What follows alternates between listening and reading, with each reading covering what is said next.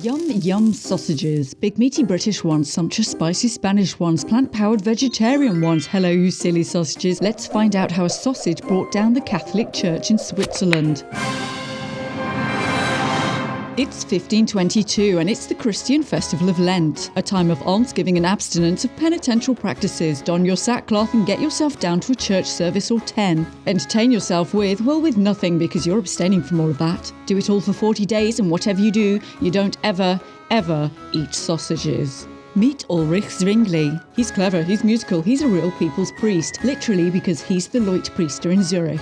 He writes poetry about the plague, he preaches in an unconventional way, and he's sick to the back teeth of not having a sausage over Lent. Ulrich has a buddy, Christoph, who's a printer, and one day he invites Ulrich over for dinner during Lent. The dinner is attended by Christoph's workers and various dignitaries and priests, and they're celebrating a job well done. That's printing the new edition of the Epistles of St. Paul. So Christoph serves up a delicious sausage supper.